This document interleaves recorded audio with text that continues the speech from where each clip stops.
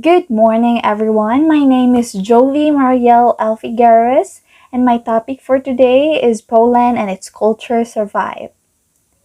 Throughout the 1800s, the inhabitants of the partitioned Polish territory fought to regain their independence through military conflict, with social changes that finally enfranchised the peasant, with newspapers and with entire organized underground government.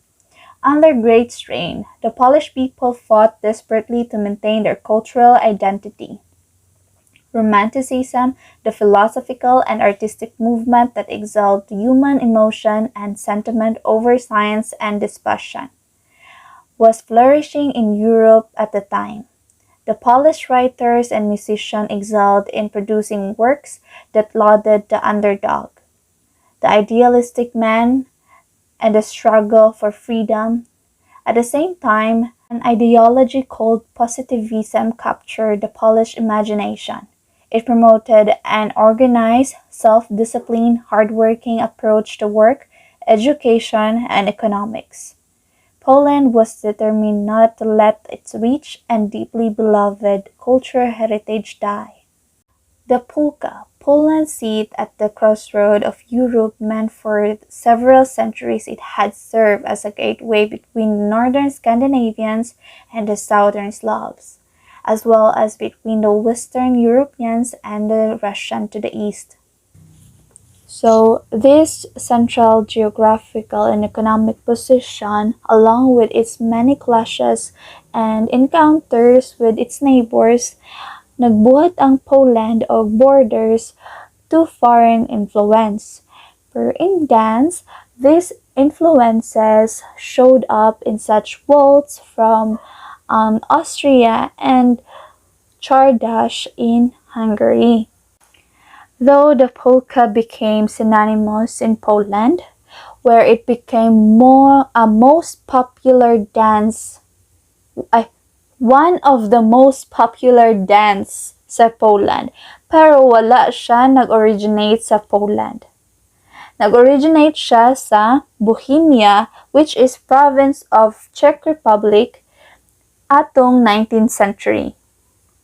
According to the legend, the polka, which means Polish-like or Polish maiden, was first done sa isa ka Bohemian girl na nagngangalang Anna Ślezak.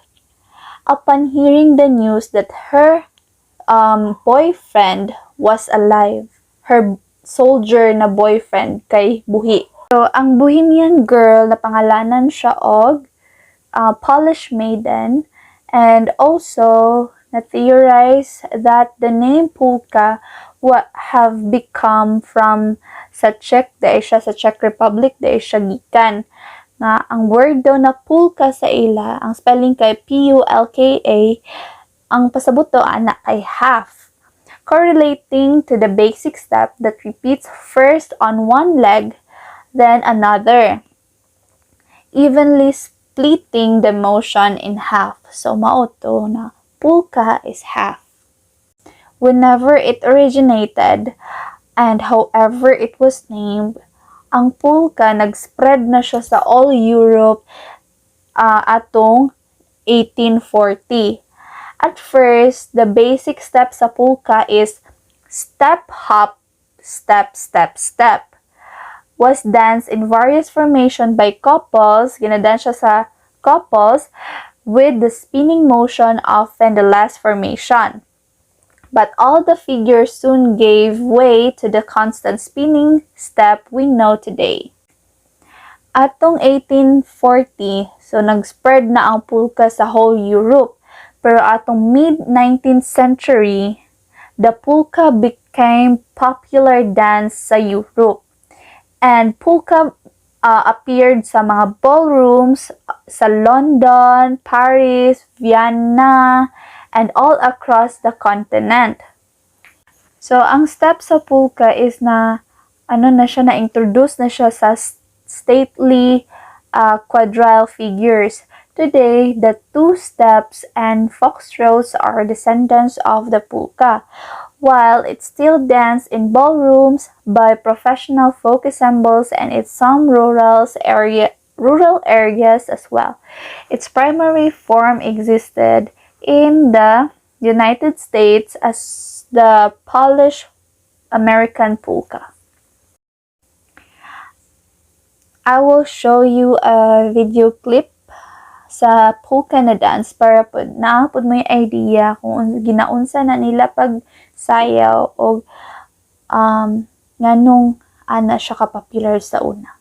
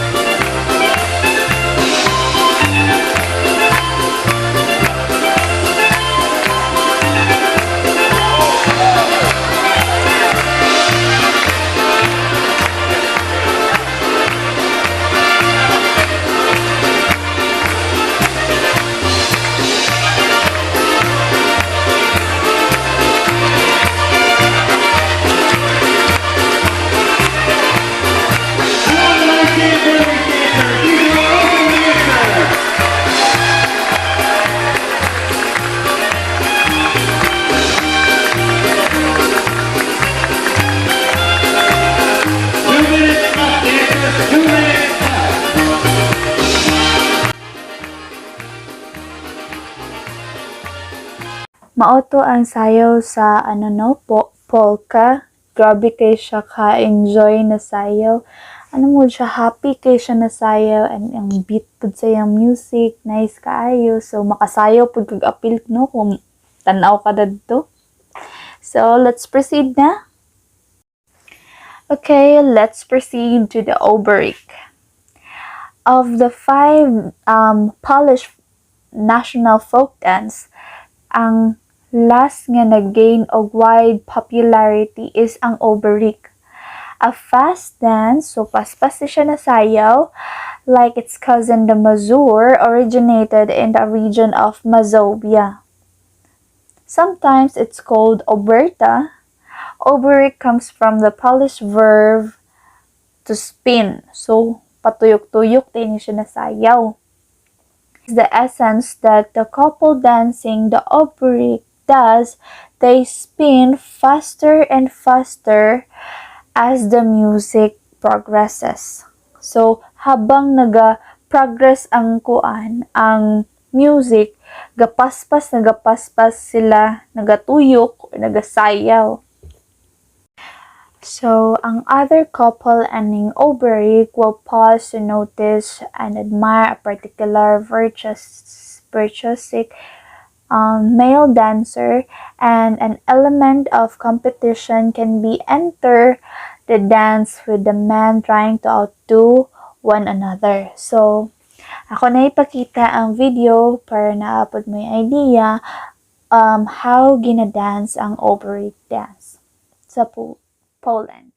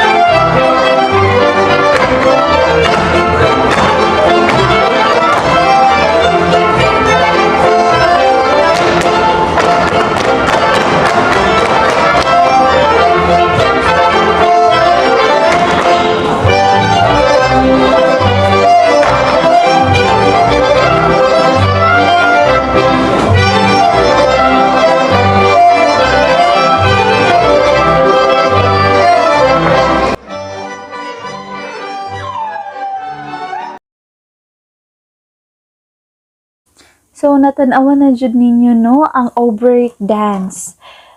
Mas daghan siya og kanang stomp, tapos as you can observe sa polka, mas daghan ang Obrek og spin. Mas daghan siya og spin kaysa sa polka. New century, new home. The 20th century finally brought a turnaround to the Polish people in the ironic form of World War I. When Russia emerged in the winning side after World War I, Germany and Austria lost their territorial rights to Poland. But Russia also had to forsake its claim when the 1917 Bolshevik Revolution overthrew the Russian Tsar. Thus, in 1918, Poland became a free country for the first time in 123 years. So, grabe no? Aya pa na free country ang Poland atong 1917. Itong 1918. So, 123 years sila nagsuffer. Pero, wala ra pud to sila nagdugay. After 20 years, nasakop na pud sila sa Germany o Russia, both of which occupied Poland for 6 years. So, 6 years na pud sila na-occupy. So, tungod sa World War II. Ang Poland, tungod aning World War II, ang Poland, namatyan sila og 6.5 million people. More percentage wise of its population than any other European nation. Many of them concentration camps and Soviet labor camps. Yet their government, press, and educational system once again. So bisag unsay nahitabo sa Poland no, nagakontinue Japan ilahang culture, incredibly ability to thrive against all odds. And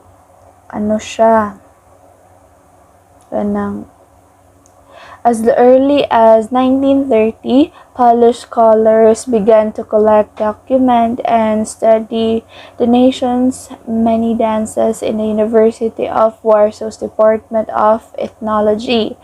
Polish dance today. So, ang Polish dance today is ginadance na lang siya sa mga professional and amateur ensembles whose members perform regional and national dances for enjoyment, entertainment, and competition. With elaborate costumes and live traditional music, these troupes